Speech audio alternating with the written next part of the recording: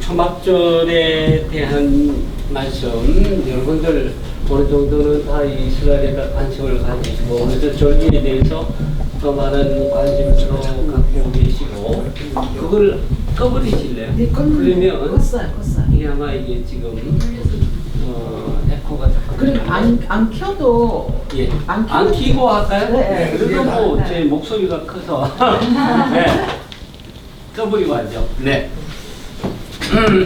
아실 줄 믿어요. 근데 이제 뭐 이 초막절이 현재 어떻게 지켜지고 있느냐? 성경의 초막절의 중요한 의미가 뭐냐? 이것은 이미 여러분들이 다 아신다고 봐요. 거룩의 부름이 기본적으로 절기죠. 그죠? 그 거룩의 부름, 일상적인 삶 속에 살다가 하나님과 좀 더 깊은 만남을 갖기 위하여 하나님께서 때를 정하신 것이 바로 모에드라고 하는 절기죠. 그죠? 그 절기를 하나님께서는 모세를 통해서 말씀을 주실 때 레기 23장에서 7대 절기를 말씀하세요. 이 7대 절기의 어떤 기본적인 의미는 여러분들이 이미 다 아십니다. 7대 절기, 6월절, 무교절, 그 다음 초실절, 중간에 있는 오순절, 7.7절 오순절을 거쳐서 가을절기, 나팔절, 대속제일, 그리고 소위 지금 우리가 맞이하고 있는 이 초막절, 이 7대 절기의 성경적 의미는 더 이상 말씀드릴 필요 없이 잘 알고 있다고 여겨집니다. 중요한 것은 지금 우리에게 이 7대 절기가 하나님의 구원의 역사와 어떤 경륜을 갖고 있으며 지금 이 시점에 있어서 오늘 우리가 지금 이스라엘에서 일어나고 있는 일과 성경이 말씀하는 바와 이 절기와 어떤 관련이 있느냐, 시간이 많으면 여기 성경적으로는 성경 어느 구절과 연결되고 어떤 의미가 있고 신약간 어떤 의미가 다 이렇게 말씀드리면 좋겠지만 이미 시간이 많이 지났고 저에게 주어진 시간 한 40분 정도인데 사실 모든 강의나 설교는 짧을수록 은혜로운 겁니다. 그래서 학생들도 제 2시간 반, 하나쯤 일주일 2시간 반, 상당히 이렇게 보면 몸을 까는 학생들이 있고 그러거든요. 이게 시간이 사전에 이제 제한된 시간에 딱 집중돼야 많이 듣는다고 많이 남는 게 아니고 얼마나 핵심적으로 전해지고 듣느냐가 중요한데 가능한 핵심을 좀 찍는 게 좋겠다는 생각이 듭니다. 1시간도 좋습니다. 아, 그래요? 그러면 조금 여유를 가지겠습니다. 제가 지금 시간이 없으면 많이 막히기 빨라지거든요. 말을 이렇게 빨리빨리 하려고 그래야 하는데 조금 이제 속도를 조절하면서 하도록 하겠습니다. 중요한 것은 이 절기가 예수님과 우리 예수님과 어떤 관련 속에서 어떤 이런 하나님의 구원 경륜과 관련되어 있느냐는 점에 좀 더 초점을 맞출 텐데 우리가 구약의 말씀이 우리가 학문적으로는 구약과 신약을 전혀 별개의 차원에서 연구를 하지만 오늘 우리가 성경이 모든 하나님의 감동으로 되었다고 했을 때 그 핵심이 예수님이신 것을 우리가 요한복음 5장 29절에서 예수님께서 영생에 관한 이 질문이 들어왔을 때에 이 성경, 너희가 성경을 상고하거니와 이 성경이 곧 나에 대해서 말씀하는 것이다 라고 하는 이 말씀이 굉장히 중요하다고 여겨집니다. 창세기부터 계시록까지는 전부 삼위일체 하나님 제2의 하나님이신 예수님과 관련된 예수님에 관한 말씀으로 우리가 받아들일 수 되고 거기에 구체적으로 모든 구약에 있는 말씀도 이 예수님과 연관시킬 수 있어야 되는데 그 구약의 많은 말씀 중에서 이 절기는 그야말로 특별히 우리 주님과 연관이 되어 있다고 볼 수가 있습니다. 기본적으로 우리가 7대 절기 중에 이 4대 절기는 이미 성취가 예수님과 관련 성취가 됐다고 볼 수 있겠죠. 6월절, 무교절, 초실절 덧붙일 필요 없겠죠, 여러분, 그죠? 십자가에서 우리를 위해 들어가심으로 말미암아 온 인류의 세상죄를 지고 가시는 하나님의 어린 양을 보라고 세례요한이 말씀하셨던 것처럼 바로 6월절 어린 양 대신 예수 그리스도, 무교절, 그죠? 몸에 상처를 받으시고 몸이 찢겨지시면서 6월절 어린 양의 양이 되시며 무교절에 누룩 없는 빵이 되셨던 우리 주님, 그리고 부활의 첫 열매가 되심으로 말미암아 초실절을 성취하시고, 그리고 이제 77절에 우리가 흔히 이 유대교의 전성에 의하면 바로 토라를 받은 날이 우리가 77절이라고 부르는데, 그 토라 하나님의 말씀을 받은 그 날에 성령님이 임하시면서 성령님 그 하나님 말씀 그 자체가 또한 성령님이시잖아요. 성령님이 임하심으로 말미암아 이 토라가 신의 산에서 토라를 받은 이 77절이 성령이 임하심으로 말미암아 성취가 되었습니다. 그런데 이제 우리에게 정말 중요한 것은 뭐냐 하면 바로 이 7대 절기 중에 아직도 성취되지 않은 3대 절기, 나팔절, 대속죄일, 그리고 이 초막절이 앞으로 성취될 날로 남아있고, 이것은 하나님의 구원 경륜과 관련해서 오늘 우리에게 굉장히 중요한 절기로, 가을절기로 남아있다는 사실입니다. 이 레위기 23장 33절에 보면 제7째 달 15날을 초막절로 지키라고 말씀하고 있는데, 성경의 7째 달이 이게 바빌론 포로 이전에는 에다님월로 불렸다가 바빌론 포로에서 돌아오면서 바빌론식 이름으로, 바빌론식 달력으로 바뀌면서 소위 제7째 달이 티시리월로 불리고요. 그래서 원래 성경의 첫 번째 달은 이스라엘 백성이 출애굽한 무슨 달이라고요? 무슨 달? 아비. 예, 아비벌이라고 말씀하셔야 정확합니다. 니산월은 언제부터 니산월이라고 불립니까?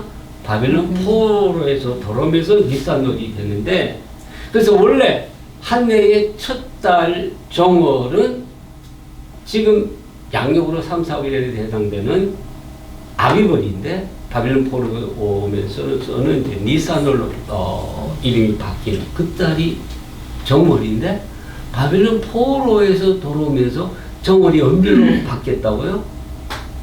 정월이 바로 나팔절로 불리는 제 7번째 달 첫째 일이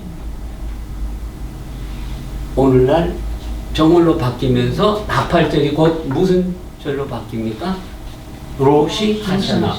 아까 우리 박정현 선교사님이 9월 6일 그랬는데 작년 9월 6일이 아니고 16일, 그죠? 예, 예, 열흘이 좀 차이가 났습니다. 작년 9월 16일이 로시아샤나고 그래. 그 작년 10월 7일이 바로 하마스가 도발을 일으킨 이 초막절의 마지막 날. 초막절의 원래 마지막 날은 10월 6일이고 10월 7일은 보통 절기는 일주일인데 욤 아제렛 해가지고 하루를 더 지키는 거죠, 그죠? 그 욤 아제렛 날 바로 하마스가 도발을 했고, 그 도발을 일으킨 우두머리인 야히르 시누아르가 바로 언제? 금년 초막절 첫날인 10월 17일 날, 그렇지? 아니. 오늘이 20일이죠? 예, 10월 17일. 10월 17일 날 제거되는 어떤 절기와 초막절과 맞물려 있는 이런 사건이 있은 겁니다. 그래서 지금 저희가 초막절 기간에 특별히 우리가 기억해야 될 부분은 뭐냐면 이스라엘의 이 절기, 또 이스라엘의 유대인의 절기라고 하는 사실은 성경의 절기인데 이 성경의 절기와 관련해서 오늘 일어나고 있는 일들과 그리고 이 성경의 절기와 관련시켜서 특별히 예언서에서 말씀하고 있는 예언자가 이미 지금부터 2600년 전에 특별히 성경의 7대 절기 중에 초막절과 관련해서 종말에 되어지는 일을 연결시키고 있다는 점, 이 점을 우리가 좀 집중해서 주어진 시간에 생각을 해 보도록 하겠습니다. 그래서 이 티시리월 1일이 나팔절이고 12일이 대속절이고 티시리월 15일이 초막절입니다. 근데 이 초막절이라고 부를 때는요, 가나안 땅에 들어오기 전에 광야에서 이스라엘 백성들이 초막을 짓고 지냈던 것을 기억하라. 너희들이 아무것도 없는 상황에서 하나님께서 먹여주시고 입히신 것을 기억하라. 이것이 원래 성경의 초막절의 중요한 의미입니다. 그런데 가나안 땅에 들어와서 이 초막절이 수장절이라는 이름으로 불립니다. 추수하여 창고에 저장해 두는 절기. 순수한 우리말로 보면 수장절은 추수감사절입니다. 그래서 사실 오늘 한국교회가 대부분 미국의 추수감사절을 우리 한국교회가 그대로 추수감사절을 지키는데 엄격하게 말하면 성경의 이 초막절, 그래서 가나안 땅에 들어오면서는 수장절로 불리게 된 이때에 가을절기 때에 추수감사를 지키는 것이 가장 이 성경적입니다. 근데 왜 이 성경적인 이 절기를 추수감사절로 지키지 못하게 됐는지는 여러분 이미 아실 거예요. 그죠? 소위 대체신학 때문에. 다시 말해서 대체신학에 의해서 어떤 의미가 전해지게 되냐, 어떤 의미가 어떤 모습으로 기독교에 영향을 끼치게 되냐 하면요, 유대인과 유대인의 모든 종교적인 것은 다 악한 것으로 폐지하기 시작합니다. 교회가 유대적인 모든 것을 뿌리를 잘라버리기 시작합니다. 그래서 절기도 지키는 것, 절기, 그 구약에 있는 절기, 그 지키지 말아야 할 것으로. 그래서 여러분 교회에서 6월절 지킵니까? 무교절 지킵니까? 오순절은 마침 77절 이것과 겹쳤기 때문에 오순절을 지키는 것이, 원래 오순절은 77절인 거잖아요. 77절 안 지키잖아요. 그죠? 77이 49. 그래서 그것이 70인역에서 이제 오순절로, 그죠? 펜테코스로 번역이 되면서 오순절이지, 원래는 그치? 77, 샤보옷이라고 불리잖아요. 그죠? 근데 하여튼 절기. 당연히 나팔절을 안 지키죠. 대속절일 안 지키죠. 당연히 초막절. 이 절기를 왜? 유대인은 유대인과 유대인이 따라서 이 철저히 율법이라고 흔히 우리가 통칭되어 율법이라고 번역되어지는 구약, 토라, 악한 것이다. 그래서 신약은 은혜, 구약은 이게 이제 사실 구약이 우리의 병변으로 들어온 건 기적입니다. 사실은 이 오늘날도 드facto 마르시오니즘이라고 볼 수 있어요. 마르시오님 누굽니까? 구약의 하나님은 악한 하나님이고 구약은 악하고, 그죠? 이것이 이제 쭉 이렇게 내려오다가 사실은 구약이 기적적으로 경전에 우리 기독교의 경전으로도 들어왔지만은 사실상 많은 부분에 있어서 구약에 있는 내용들을 전부 비유로 해석하거나 거기 이스라엘은 전부 우리 아까 목사님 말씀하셨지만 교회로 대치되어지고, 그리고 교부시대 때에는 해당도 마귀들이 춤추는 곳이다. 이런 식으로 얘기를 하면서 전부 악한 것으로 치부하느라 절기 자체가 악한 것으로, 그 율법이고 악한 것으로 이렇게 전해졌단 말이죠. 자, 이것은 이제 약간 이제 빗나간 얘기인데, 여러분, 오늘날 또, 유대인들은, 이 초막절이 그들에게 있어서 가장 큰 명절 절기죠. 그죠?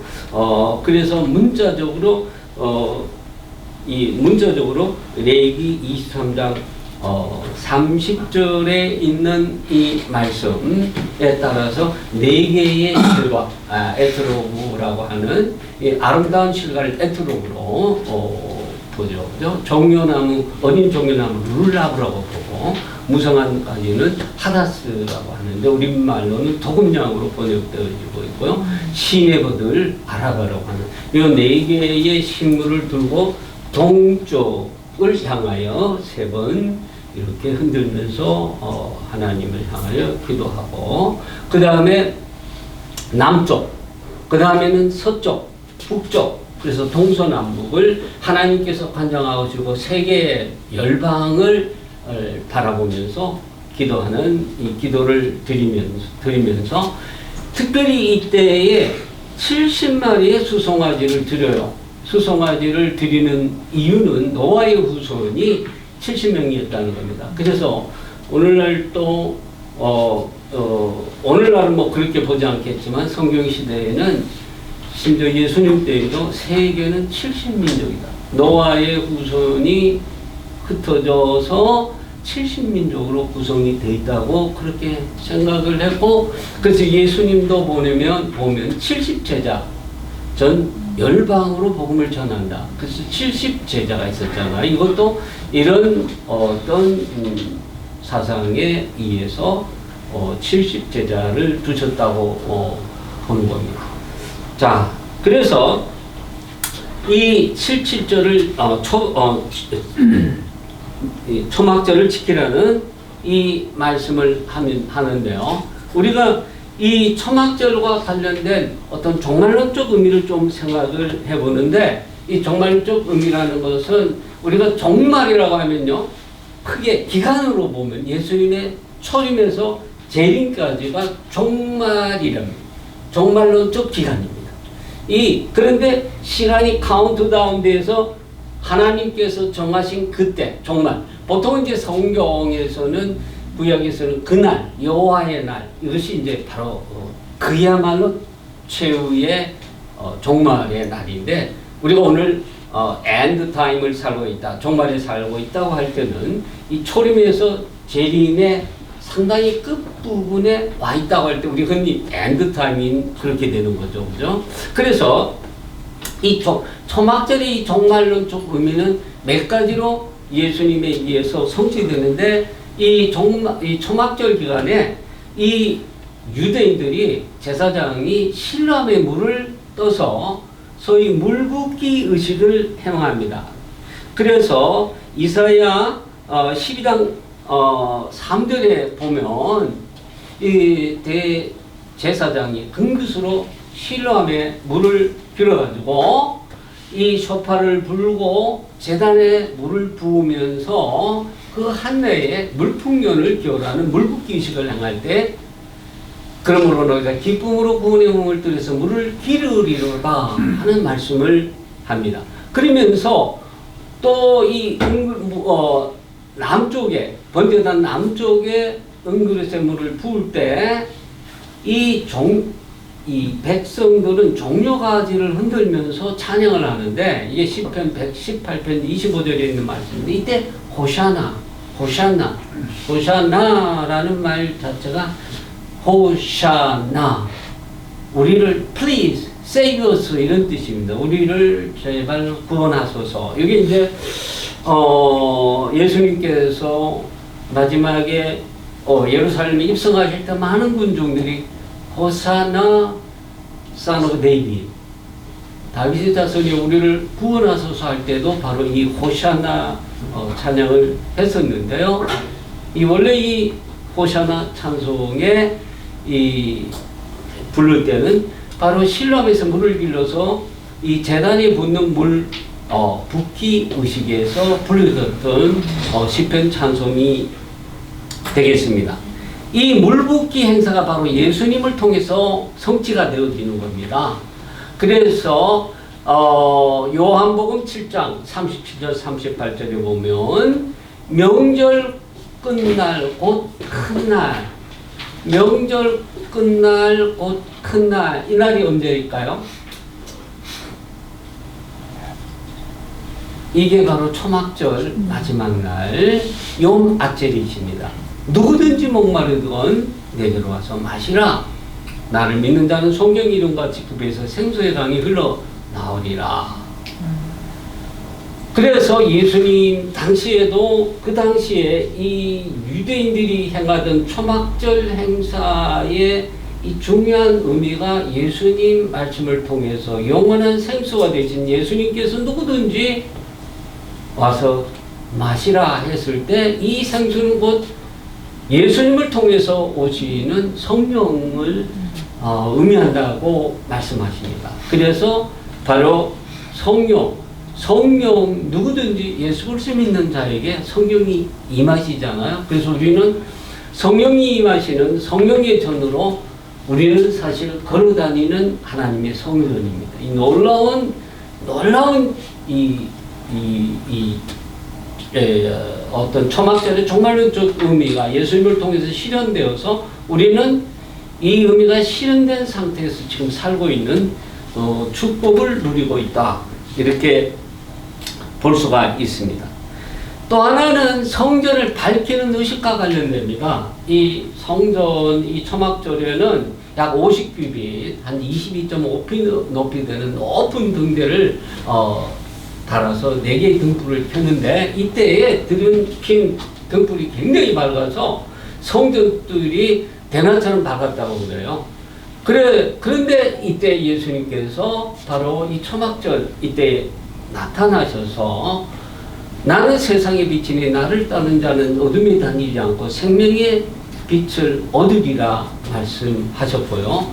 바로 이때에 가늠한 여인을 데리고 와서 당신이 이 여인에 대해서 어떻게 할지, 우리 법에 의하면 돌을 가늠한 자는 현장에서 잡힌 가늠한 자는 돌로 치라고 했는데 당신 어떻게 할까? 예수님을 넘어뜨리려고 했을 때 이 여인에게 사실은 예수님께서 진정한 생명의 빛을 주심으로 구체적으로 이 초막절에 관한 그 의미를 예수님께서 성취를 하셨다고 하는 것입니다. 그리고 성전에서 나오시면서 이 또 한 가지 중요한 사건이 있는데 그것이 바로 장님에게 진흙을 발라서 실로암에 가서 씻으라. 그래서 하시는 말씀이 내가 세상에 있는 동안에 세상의 빛이다. 이 초막절에 성전을 대낮처럼 밝히던 그 빛보다 더 강렬한 구원의 빛이 되시는 이것을 구체적으로 말씀하시면서 참빛 요한복음에서 맞이잖아요. 빛이 왔으되 예수님은 세상의 구원의 참빛으로 오셨음을 초막절을 통해서 구체적으로 말씀합니다. 자, 또 한 가지 우리가 생각해 볼 수 있는 것은 이 초막절에 특별히 아까 우리 박성규사님과 함께 나팔을 부르셨는데 이 가을 절기에는 특별히 쇼파로 나팔을 부릅니다. 나팔절. 이 나팔절에 나팔을 부는 의미는 상당히 중요한 의미가 있는데 우리는 새해가 되면 축복을 기원합니다. 그죠? 모든 만사형통 되기를 원합니다. 근데 유대인들이 이 신년절에 부는 러시아에서 부는 이 쇼파르의 중요한 의미는 회개의 선포입니다. 그래서 이 러시아 하샤나 때에 부는 나팔 소리와 함께 회개하고 집중적으로 9일 동안 회개하고 제11제에 대속죄를 맞는데요. 이 집중적으로 회개하는 대상은 사람에 대한 회개입니다. 집중적으로 우리는 이런 점에서 성경에 나온 이 절기와 관련 중요한 의미를 잊어버립니다. 예수님도 뭐냐면 너희가 제단에 제물을 드리려다가 형제에게 원망 들을 만한 일이 있거든 먼저 가서 화해하고 나서 제물을 드리라 얘기합니다. 근데 우리 기독교인은 이 성경적인 예수님의 이 뿌리를 다 잘라버렸습니다. 그래서 사실 이 가을 절기에 중요한 이 의미는 먼저 회개하는 겁니다. 사람이 우리는 하나님과 관계가 해결되면 끝이다. 오늘날 제가 참 부끄러운 얘기를 드려서 죄송한데요. 저도 목사인데 목사는 도덕적으로 더 정결해야 의심이 없는 얘기입니다. 근데 신학교 교수 마찬가지. 이 지도자인 두 사람들이 많은 양떼들을 넘어지게 하는 시대에 오늘 우리가 살고 있다는 겁니다. 저 이번에 홍콩에 ATA 컨퍼런스 가서 제가 나온 신학교의 교수, 저는 제가 나온 교단을 속해 있지만 교단에 있는 교수들을 좋아하지 않습니다. 많이 성경에서 벗어난 길로 가고 있는데 유일하게 그것에서 성경적인 이 가치관을 지키면서 다른 교수들로도 왕따를 당하고 그런 교수하고 이번 거기에 왔더라고요. 그 교수가. 그래서 이 장신대에서 잘못되어지고 있는 것을 제가 조심스럽게 인터넷상에서 다니는 얘기가 진실이냐? 맞다. 회개. 동성애, LGBTQ 이거 하나님이 가장 싫어하시는 겁니다. L, 레즈비언, G, 게이, B, 바이섹슈얼, T, 트랜스젠더, Q, 퀴어, LGBTQ 이거 막자고 지금 다음 주에 한국교회가 연합하잖아요.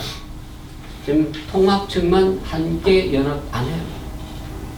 교단적으로 제가 들어보니까 총회에서는 그나마 어느 교회에서 뭐 우리 할 필요 없다 큰 교회에서 그러니까 슬쩍 한 곳에 비춰서 각 교회 우리가 크게 반대하지는 않는데 참석하는 것은 개교회별로 알아서 하시오 뭐 이렇게 공문이 내려왔다네요.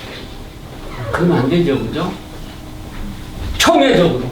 왜냐하면 총회장이라는 작자가 제가 총회장이라는 작자라는 표현을 쓰는 것을 용서해 주십시오.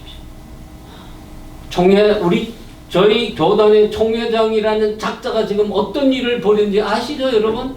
제가 얘기를 안 해도 그런 총회에서 그 성적 문제와 관련돼 있는 본인이 거기 자리 잡고 있는데 총회적으로 그 강화문에 함께 참석하십시다라고 나오겠냐고요. 정말 제가 부끄럽고 부끄러운 얘기를 이 자리에서 드리는데요. 여간에 다시 돌아와서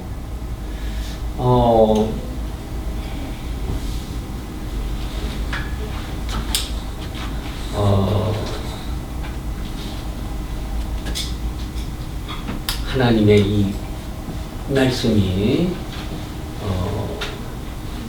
점점 흐려지는, 그렇죠? 사람의 생각이 점점 더 사람의 생각과 사상이 성경을 덮어가는 이 어두운 시대에 우리가 다시금 빛을 발해야 됩니다. 네. 자, 그래서 예수님께서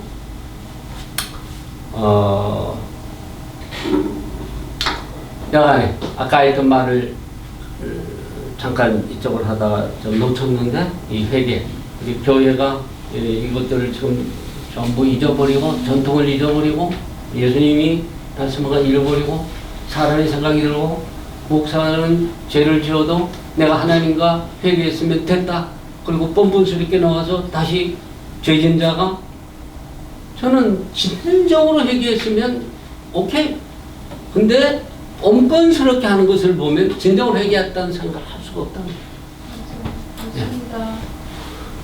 간음해놓고 나쁜 짓 해놓고 누구든지 설교는 누구든지 죄 없는 자가 돌로 치라는 이런 식의 설교를 하면서 이름은 무슨 세교회 어느 대학 세교회 그러면 안 되잖아요. 그 회개했습니까? 이렇게 되니까 지금 여러분 밀양이라는 영화를 보셨습니까? 얼마나 우리가 부끄러운 얘기를 그 사람이 찔러주고 있습니까?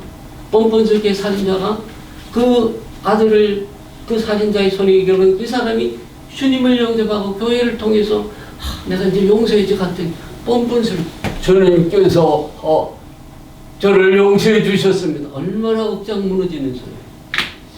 주님이 용서해 주셔서 진짜 그 사람이 저가 정말 자매님께 주복죄를 줬습니다. 이렇게 나와야지. 아멘. 제가 감옥에 있는 동안에 주님 영접하고 평안합니다. 저의 죄를 용서해 주셨다.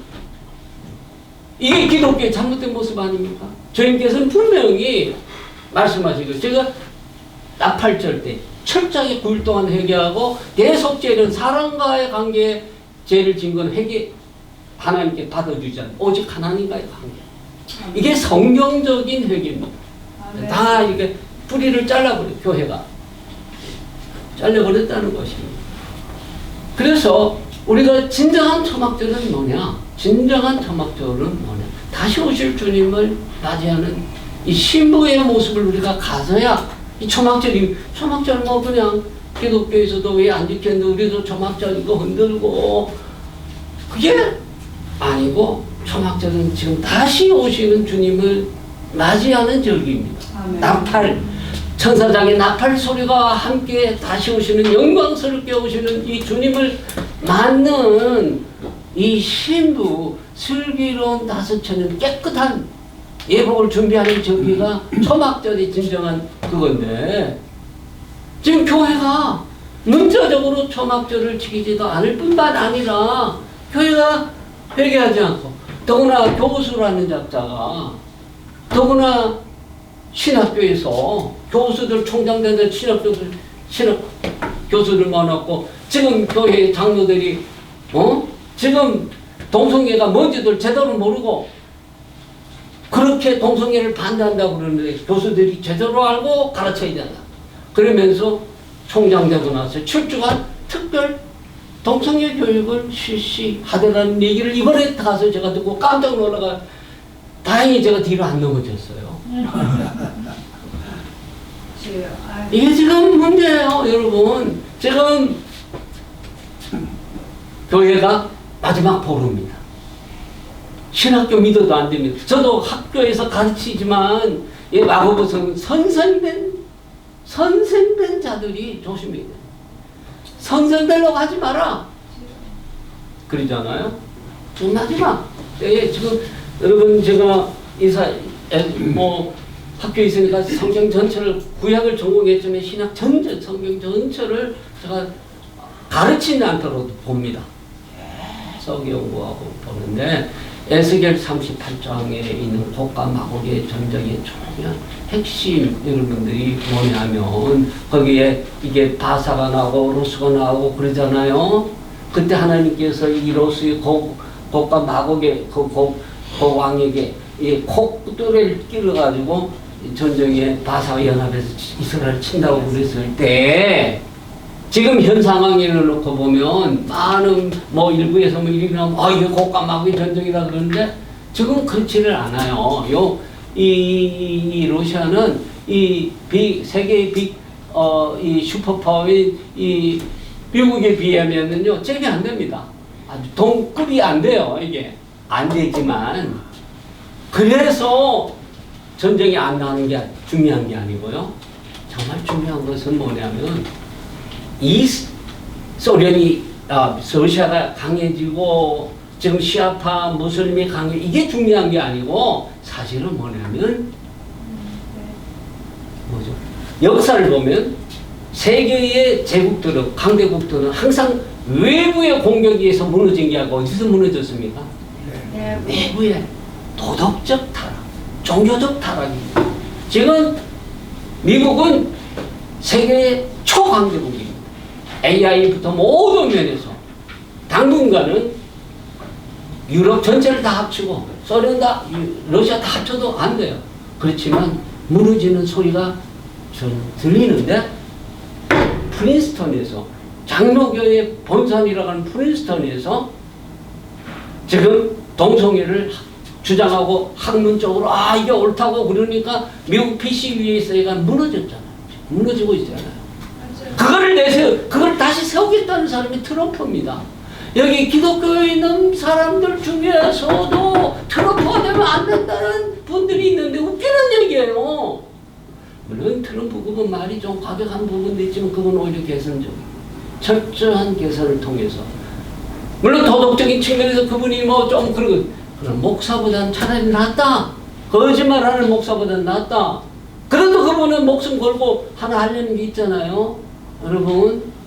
그래서 그분이 되고 벤스가 되어지고 그래서 뭔가 좀 미국의 원래 청교도 정신을 세우신 이 미국이 그래도 이 기독교가 무너지면 미국은 무슨 AI의 최고 1등 그게 중요하지 않습니다. 그게 무너지면 러시아가 이렇게 되어지면 무너지는 거예요. 미국이 무너지는 것은 중국 때문에도 아니고 러시아 때문에도 아니에요. 교회가 무너지면 미국은 무너지게 돼 있어요.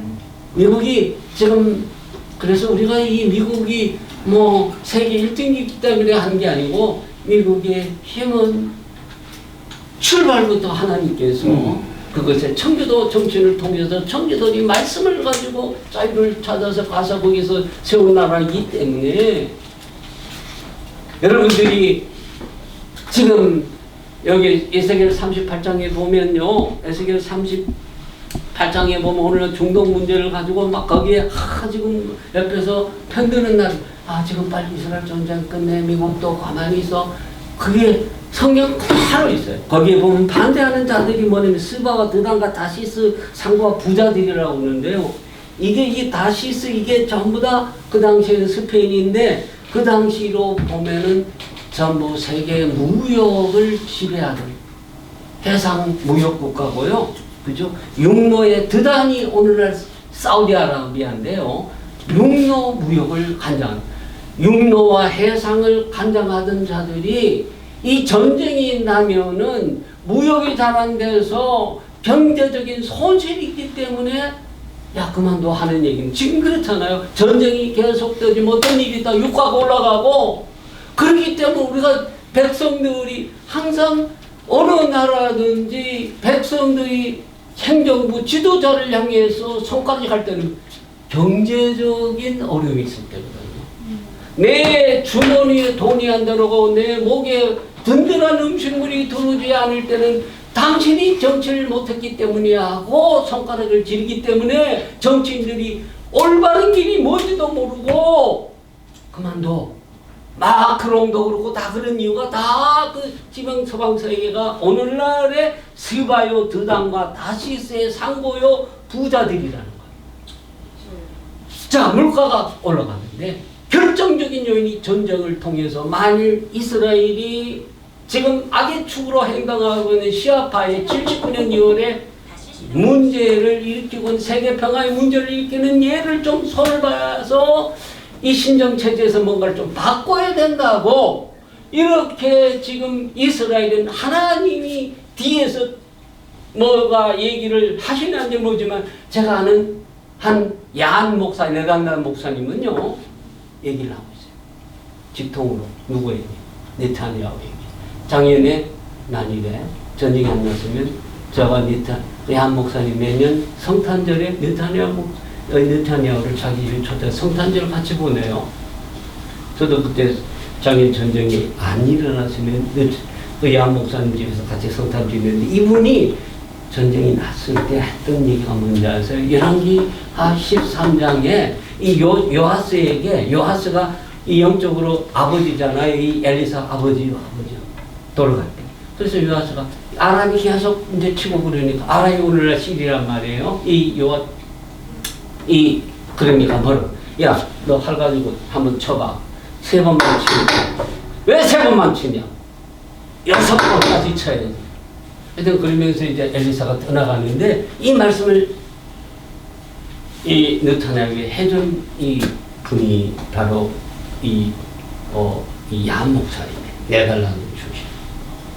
여러분들은 세상이 지금 얼마나 교묘하게 이 자기가 국제관계 전문가다, 중동 전문가다, 국립외교원의 무슨 교수다, 무슨 인이라고 이름을 쓴 사람들이 다 얘기를 들어보면요, 철저히 인본주의적인. 그래서 제가 이 사람들아 성경 좀 읽어라. 성경을 읽지 않으면 그렇게 되게 돼 있어. 지금 하나님, 그래서 지금 문제가 전부 다 그런 식으로 보는 거예요.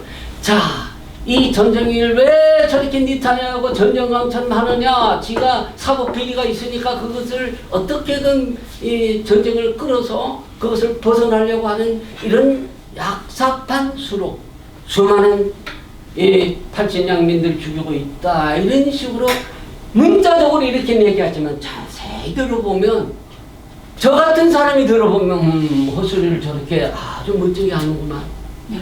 우리가 그냥 들어보면요.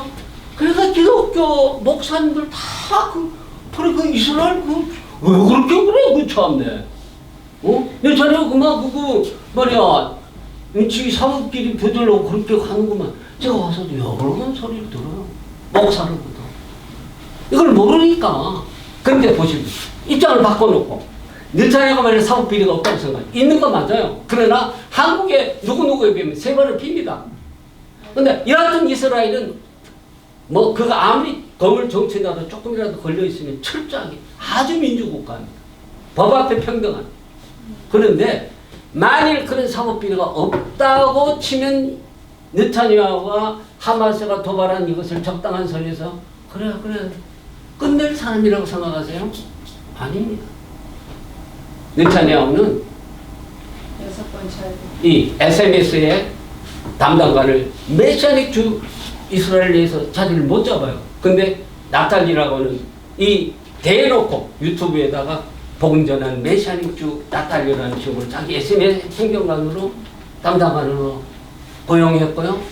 이 네덜란드의 얀 목사님과 아주 긴데 이 사람은 자기 형 요나탄이 그 유명한 엔테베 작전에서 이런 걸 알고 이 사람 굉장히 똑똑합니다. 머리가 비상합니다. 그리고 굉장히 우리말로 치면 배포가 아주 큽니다. 어떤 상황 속에서도 강력한 메시지를 전해서 자기를 반대하는 사람들을 심지어 지난번 미국 상하이 합동 민주당에 대놓고 네타냐후를 공격하던 사람도 기립박수를 칠 정도로 이번 유엔 9월 27일 날 유엔 연설을 얼마나 대단한 파워를 가지고 얘기합니까? 75살입니다. 저는 하나님께서 그를 세웠다고 보시고요. 왜 민주적인 절차를 따라서 내건 이 지금 행정부를 잡고 있는데 이 사람이 왜 독재예요? 독재 아닙니다, 이 사람. 무슨 자기가 무슨 뭐 억지든 누구를 뭐 강제적으로 언론의 자유를 억압해서 감옥에 쳐넣은 사람도 아니고 정상적인 절차를 통해서 국민의 투표를 통해서 되고 그리고 강력하게 지금 이 상황 속에서 어떻게 해야 될지를 바르게 판단해. 수많은 이스라엘에서는 언론의 자유가 있기 때문에요. 반대파도 많아요. 모든 국민들이 느타냐 저런 박수 치는 거 아닙니다. 이 시간에도 바깥에서는 그 속에서도 철저히 뭘 해야 될지를 나가는 사람이니까 신나를 제거하는 거고 하산 나스라를 제거하는 거고 미국으로부터 매년 30억 불의 원조를 받지만 우리나라 1억불 안 줘도 우리나라의 어떤 대통령은 그냥 중국이 돼서 쎄쎄 아끼면 됩니다. 이런 놈이 어떤 대통령이야. 감옥에 당장 잡아놔야지. 맞습니다. 안 그래요? 근데 느타냐후는 30억 불을 받으면서도 내가 우리나라를 위해서 내 백성을 위해서 어떻게 해야 될 것인가를 생각하고 그리고 저는 그 배경 속에 양 목사가 있다고 얘기했어요. 아멘. 그래서 지금 이 마지막 때에 참 우리가 정신을 차려서 신학교 교수가 넘어가고 목사가 넘어갈지라도 총회장이 넘어갈지라도 우리는 세상 언론에서 뭐 이러쿵저러쿵 해도 하나님 말씀 붙잡고 우리가 나가야 된다. 저는 그렇게 믿습니다. 네. 그래서 초막절 뭐 이스라엘에서 뭐 이렇게 저렇게 잘 지키고 있는데요. 네. 뭐 이게 중요한 게 아니고 이 초막에서 묵상하는 이 내용이 우리가 기억해야 될 한 중요한 메시지라고 생각합니다. 초막에서 광야에서 아무것도 없는 곳에서 신명기 8장 17절을 이 초막에서 이들이 묵상하는 거예요. 내 마음속으로 이렇게 말하지 말라. 내 능력과 내 손의 힘으로 내가 이 제사를 제물로 얻었다 하지 말라. 아멘. 너는 너로 하여금 발전할 수 있도록 내게 힘을 주신 분이신 내 하나님 여호와를 기록하라. 그러므로 백성은 수확의 계절에 좋은 곳으로 가득한 집을 떠나서 초막에 머물라. 그리고 광야에는 아무것도 소유하지 못하고 집도 없었던 조상들을 기억하라. 이런 일 때문에 거룩하신 분은 수확과 포도주를 얻는 시기에 초막절을 만드셨으니 사람들은 갑으로 가득한 집들에서 자랑하지 말자. 우리가요 좋은 아파트에서 좋은 집에 살지라도 늘 우리는 바로 광야를 기억해야 되는 것입니다. 안 그러면 내가 좋은 차 타고 좋은 집 타고 사람이 여러분 물질에 완전 자유한 사람은 없습니다.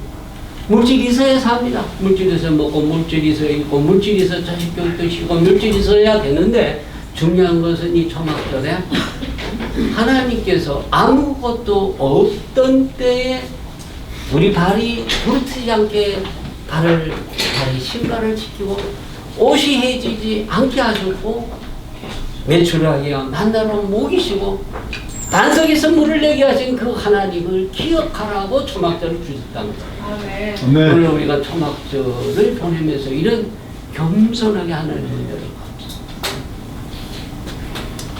그래서 초막절을 이렇게 지키는 거죠. 초막절을 지키는 겁니다. 그리고 제8일 마지막 날은 아제레트 슈미니, 아짜는 신, 멈춘다는 거예요. 다시 8일째.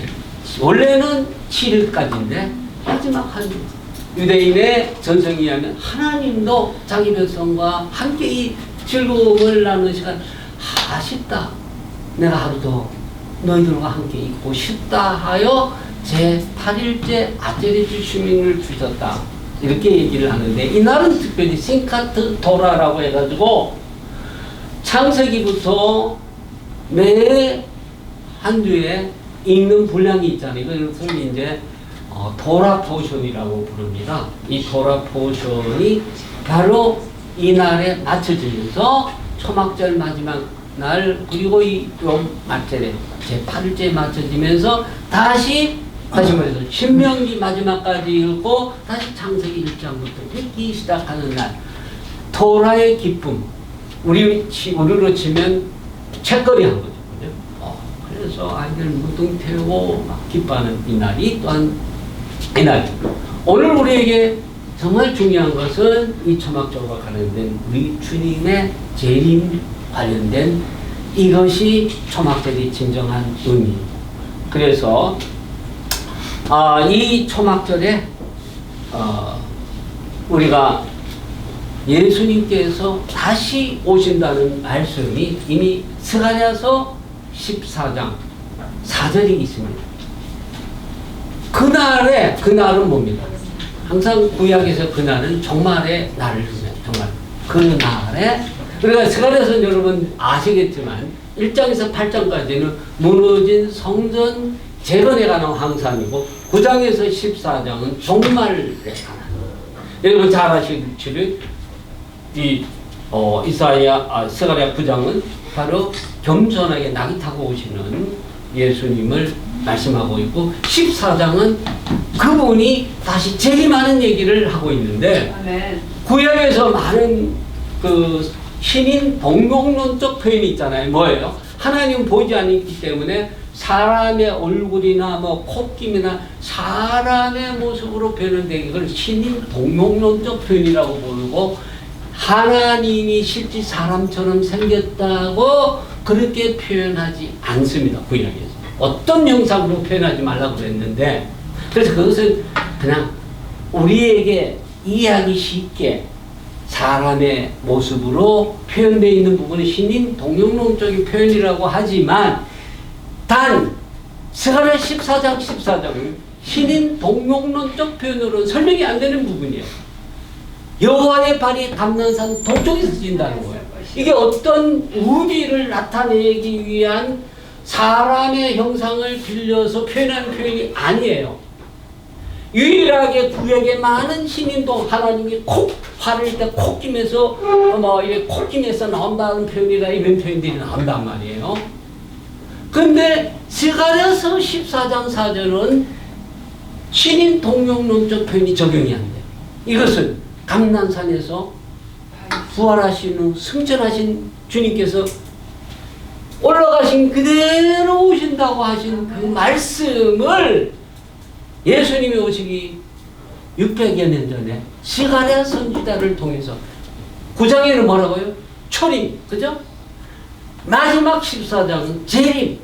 아멘. 여호와의 발이 감난산 동쪽에 있을 것이요 재림이라는 말씀을 주고 계신다는 거예요. 그래서 이 주님이 그러고 나서 재미있는 것은요, 여러분들이 14장 12장에 보면 1절에서 9절까지 1절에서 9절까지는 이 이스라엘을 주변에 있는 나라들이 쳐들어오는데 하나님께서 이스라엘을 무거운 돌이 되게 하시겠다. 사실 여러분, 이스라엘은 코딱지만 합니다. 2만여 평균키로 되지 않아요. 지금 이스라엘을 가장 대적하고 있는 이란 땅 크기가 얼마인지 아세요? 이란이요. 이란만 해도 제가 이란이 얼마가 되냐면 이란만 해도 160만 평방킬로, 80배입니다. 사우디아라비아는 200만 킬로미터, 100배고요. 땅 크기만 해도. 이집트는 100만 평방킬로미터로서 50배. 터키는 78만 평방킬로미터로서 39배. 이라크는 43만 평방, 한 21배. 그 총 합치면 580만 평방킬로미터. 그 주변에 있는 조그만 나라 합치면 한 600만 평방킬로미터로서 2만 평방킬로미터에 300배입니다. 그러니까 1, 2, 3, 4 중동전쟁 때 다 이들이 한겨서 요거 달랑 들어가지고 지중해 빠뜨려 버리죠. 그런데 정말론적으로 예수님 하나님께서 이게 사실은 성경 시대에서 아예 상대가 안 됐거든요. 그런데 정말론적으로 스가랴서를 통해서 하나님께서 저들이 쳐들어오지만 예루살렘이 무거운 돌이 되게 못 들은 거야. 들었다가 자들이 다 깔려 죽는 얘기가 스가랴서 12장 1절 9절. 그래서 구체적으로는 나무 딴 사이에 횃불이 되겠고, 그죠? 그 말씀이 나옵니다. 다 불살려버린다는 겁니다. 상대가 안 되게. 지금 보세요. 상상도 할 수 없었던 일이잖아요. 성경시대 때 전 세계 대제국을 이뤘던 이 이란, 페르시아가 지금 벌벌 떨고 있는 거예요. 여러분, 참 놀라운 것은 신명기 4장 6절에 뭐라고 말씀하냐. 너희가 내 말씀을 잘 지키면 너희가 큰 지혜를 가져서 주변에 있는 이 큰 나라 사람, 이렇게 얘기하는 거예요. 땅덩어리를 잡은데 큰 나라 사람이다. 지금 중동에서 가장 작은 나라가 중동의 가장 큰 나라, 역설적인 큰 나라. 여기 무슨 조합들마도 안 되는 만한 것들 다 지금 깔려가지고 이 역사가 종말에 일어난다고 얘기했던 부분이 그대로 지금 이루어지고 있다는 것입니다. 그래서 이 이스라엘을 도발했던 치던 나라들이, 남은 자들이 종말에 주님이 다시 오시고 그렇게 되어지는 이 종말 회개하고 초막절을 지키러 온다. 이 말씀이 있고, 그죠? 이게 문자적으로 이루어질 날이 우리는 멀지 않았다고 보는 것입니다. 그렇다고 해서 이거 이제 다 내가 하는 일 접고 주님 오실 때만 기다리면 되겠다. 그건 아니죠. 그죠? 그건 아니고 오히려 악의 세력에 대해서 우리가 영적 전쟁을 해야 되는데, 자, 오늘 벌써 시간이 너무 많이 지났죠. 그죠? 그래서 가능하면 빨리 이제 끝나는 걸로 하겠습니다. 그래서 이 구약의 7대 절기는 예수님과 관련되어 있는데, 봄의 절기, 6월절, 무교절, 초실절을 통해서 예수님께서 십자가에 돌아가시고 장사 지내신 바 되고 부활하심으로 이 봄의 3대 절기는 성취가 됩니다. 재밌는 것은 있잖아요. 이 6월절 때에 이 맞자, 무교병을 가지고요. 무교병을 가지고요. 이렇게 쪼개요. 이렇게 세 개를 하나로 이렇게 쌓아요.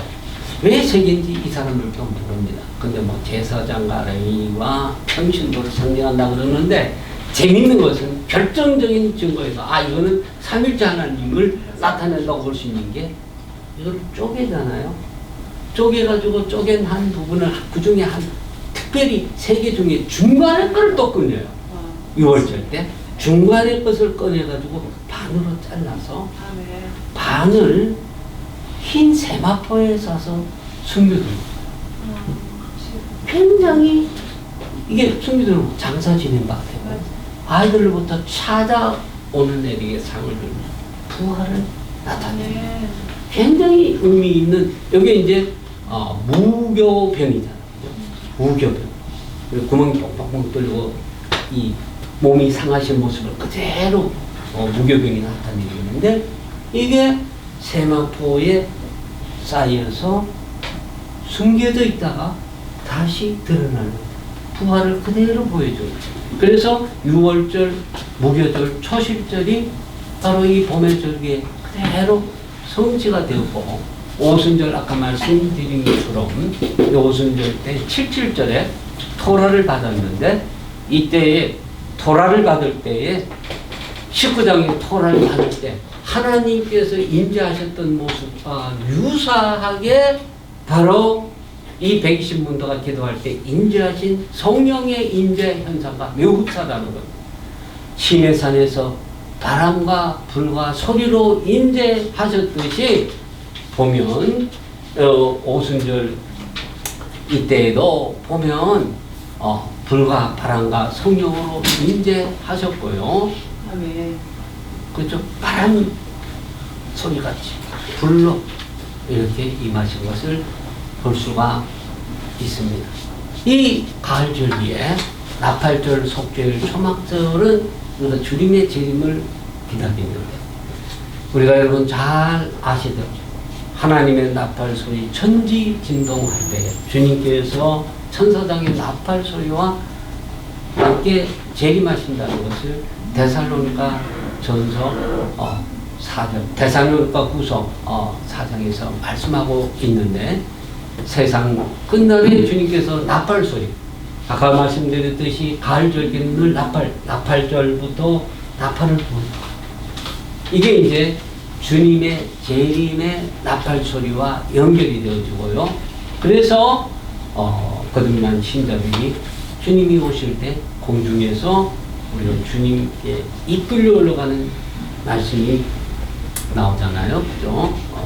그래서 이게 바로 나팔절의 성취이고, 그래서 이 주님의 재림과 더불어 천년왕국이 시작되어지고, 그리고 이방인들이 예루살렘으로 초막절을 지키러 오는 말씀, 이 성취가 이것이 바로 초막절을 통해서 우리가 다시금 생각하게 되는 이 초막절의 의미가 되겠습니다. 시간이 너무 많이 지났죠? 여기까지 하겠습니다. 감사합니다. 혹시 강의하신 것에 대해서 특별히 질문하실 거 있으시면 한두 분 질문을 받으세요. 질문하실 거 있으십니까? 질문 있으십니까? 어떤 질문이라도 하셔도 됩니다. 없으시면 초막절이 아니더라도 제가 질문 하나 할게요. 네. 이 7대 절기가 여호와의 절기로 중요한 건데 예수님 때는 예수님이 살아계실 때는 유대인의 절기에 따라서 예수님이 사셨는데 사도 바울이 신약성경을 쓰면서 신약 시대에 우리 이방인들에게 교회가 생겨졌을 때에 이방인 교회에 유대인의 이 7대 절기를 지켜야 된다는 암시라든가 혹은 지켰다는 실체라든가 그런 모습이 별로 잘 보이지 않는 걸로 제가 생각되는데 그 점에 대해서 아주 좋은 말씀이신데요. 일단 드러난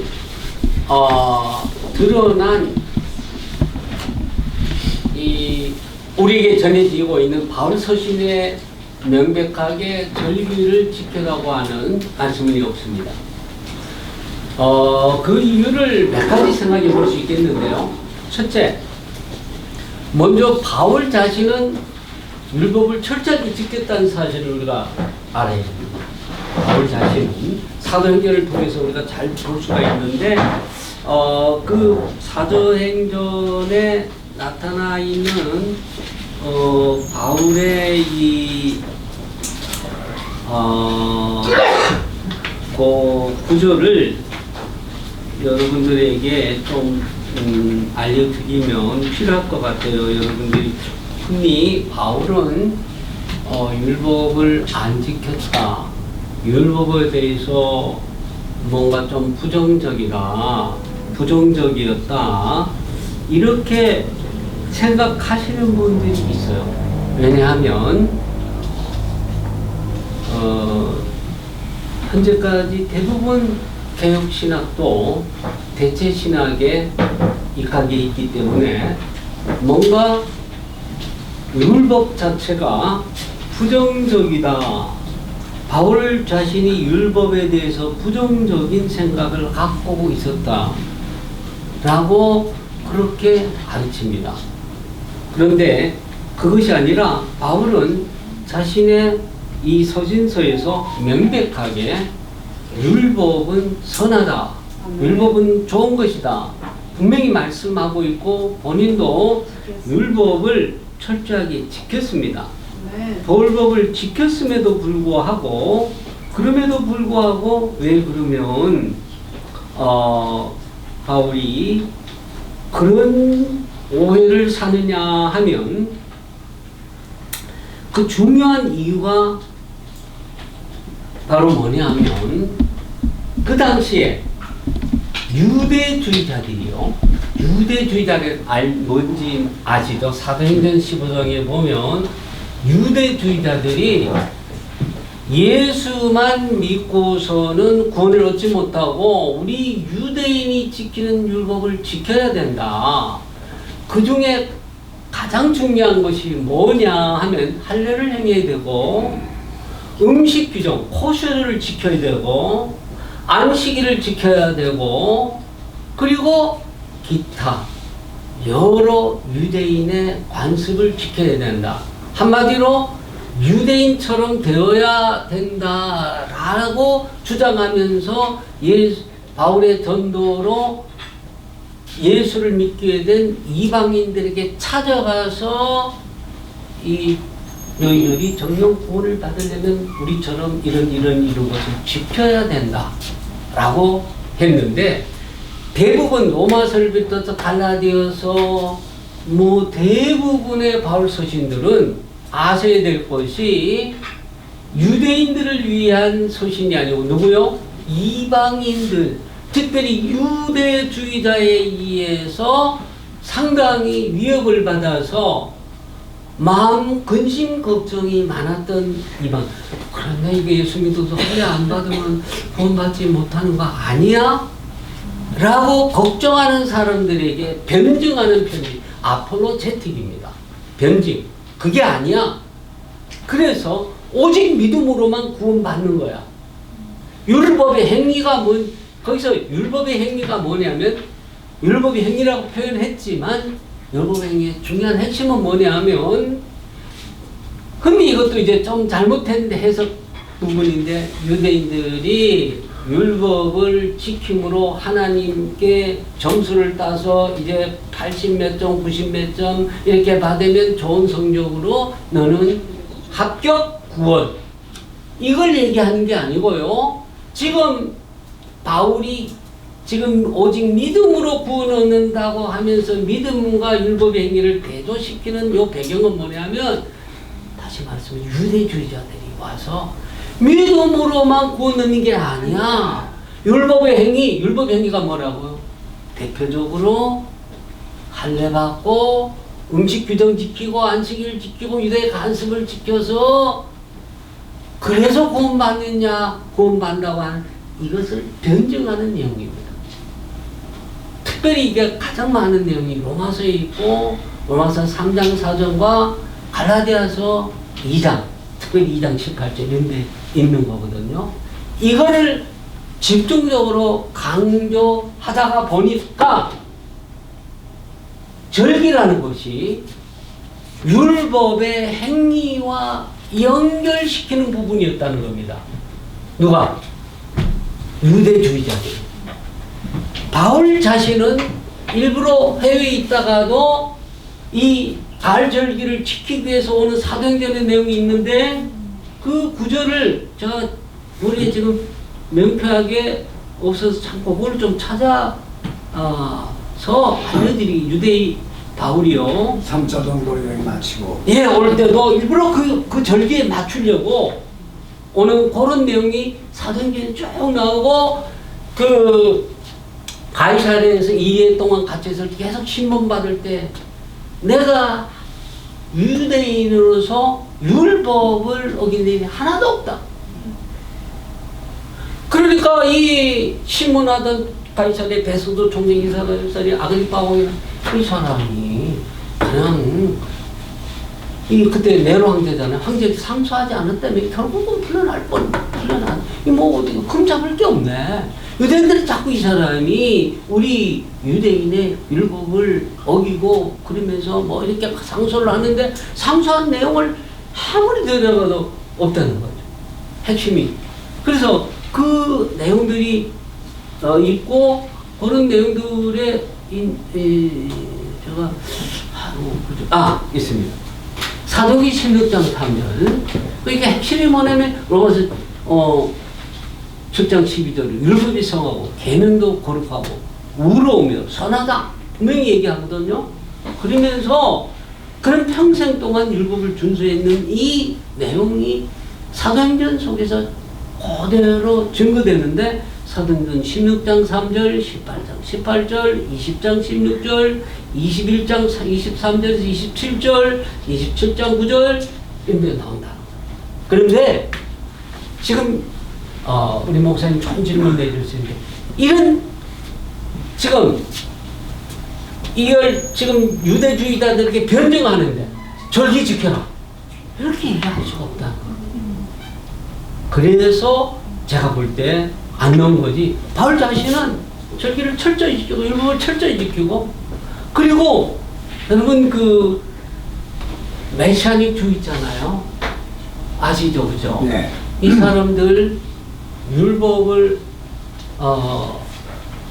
메시안이라고 주라고 흔히 이제 예수 믿는 유대인인데 이 메시아닉 주라는 칭호가 정식으로 나오게 된 건 1973년입니다. 그 이전에는 어떻게 불렸냐면 예수 믿는 유대인들을 어떻게 불렸냐 하면요, Jewish Christian, Hebrew Christian Alliance라고 불렀습니다. 세계 유대인 신자 연맹을 히브리 크리스천 얼라이언스라고 하는데 이게 아니다. 히브리라는 말씀 자체가 뭐냐면 그 전에는요 이 유대인들이 예수 믿게 되면 그 순간에 유대인이 아니고 이방인이 되게끔 했습니다. 이게 유대인들을 교회 유대인들을 억압해서 개종시키든 아니면 내가 개종하지 않으면 살아남을 수 없다고 해서 반은 타이어든 자이어든 개종할 때 문서에 보면 오늘부터 나는 유대인의 율법과 관습을 철저히 지키지 않겠다고 선언하고 사인한 다음에 예수를 믿게 했거든요. 철저히 유대면. 근데 그래서 이게 이제 18세기 들어와서 영국에서 유대인 복음화 운동이 일어나게 되면서 이들이 자각을 하고 예수를 믿게 되면서 무슨 현상이 그 전에 있었지만은 유대인이 정체성을 잃어버리는 겁니다. 그래서 이들은 특별히 히브리 크리스찬이라는 이름을 불러줬는데 왜 히브리 크리스찬이라는 불러주느냐 하면 유대인이라는 개념 자체가 기독교인에게 아주 이 마귀적인 이름으로 있는 거예요. 아주 쭉 하면 그래서 여러분 이름만 돼도 굉장히 존경감이 솟아나오는 유명한 이 교부들이요 있잖아요. 유대인, 유대교, 율법에 대해서 아주 악평을 합니다. 아까 잠깐 말씀드렸지만 참 그분의 이름을 대면 여러분들이 다 아시는 그분은 유대인은 마귀가 춤추는 자리고 이 회당은 사창가보다 악한 것이다 라고 하면서 율법 자체를 악하다고 했고 이 전통이 사실 개혁교회까지 은근히 온 거예요. 그런데 그러다 보니까 사실 이제 오늘날까지 이런 이제 면이 없지 않아 있는데 사실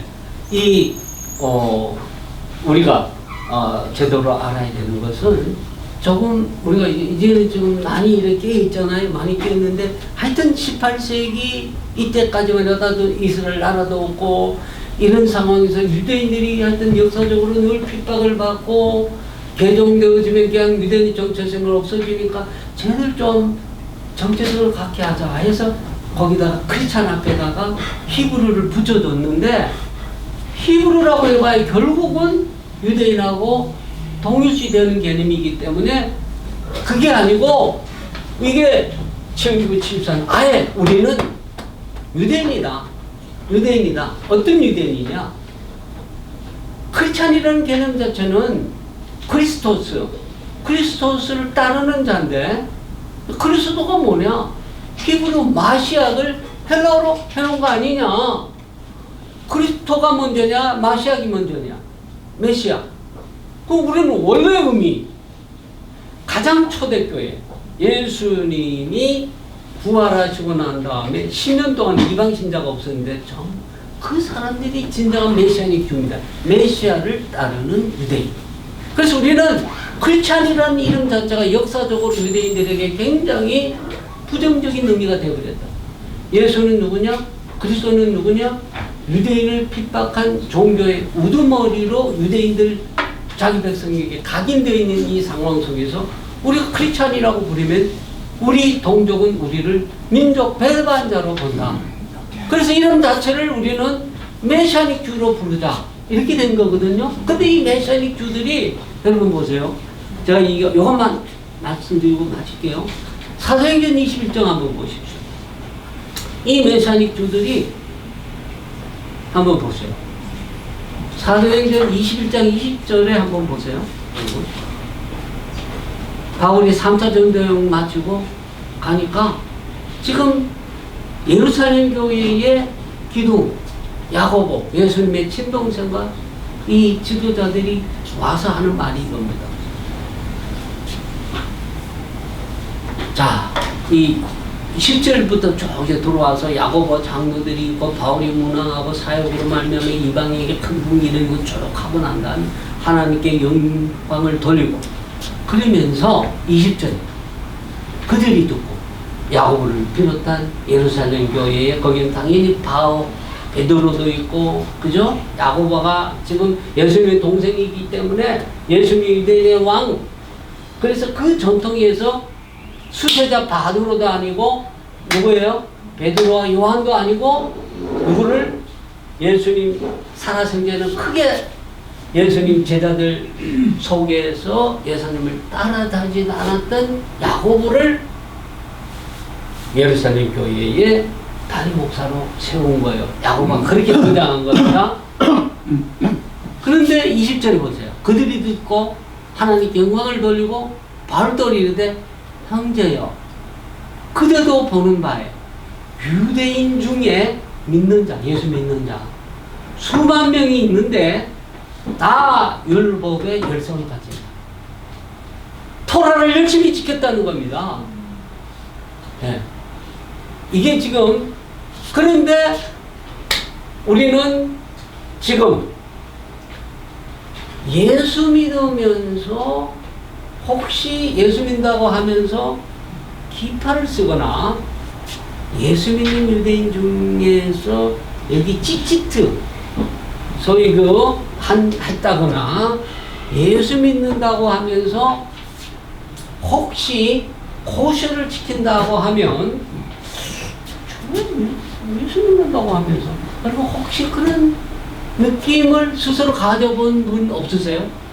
저는 가졌어요. 처음에 가서 저 잘 모르는 예수 믿는다고 하면서 코셔를 지키고 예수 믿으면서 왜 안식일에 예배 드리고 예수 믿으면서 할례를 행하고 아이들 8날 만에 자기 자신 할례하고 그런데 우리 믿음의 가장 선조인 예수님을 따랐던 12제자를 비롯한 초기 교회에 예루살렘 교회에 이 지도자들과 성도들은 어떻다고 다 율법의 열성을 가졌다. 이게 그런데 이 중에는 지나치게 열심 있는 사람이 이방인도 우리처럼 똑같이 지켜야 된다고 했던 자가 사도행전 15장에 나오는 소위 유대주의자, 영어로 주다이즘인 거예요. 근데 이게 유대인으로서 예수 믿는 사람은 너무나 당연하게 그렇다고 율법을 지킴으로 구원받는다? 아닙니다. 오직 예수 믿고 구원 얻는데 이건 하나님의 말씀이기 때문에 우리가 지킨다. 차원이 다른 건데 일부 유대주의자들이 그랬던 거고 거기에 대해서 변증한 내용들이 바울 서신이고요. 바울 자신은 철저히 율법을 지켰고 율법은 선하다 했던 것입니다.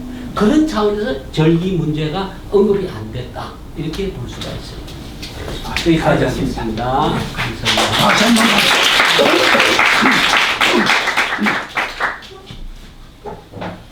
초막절에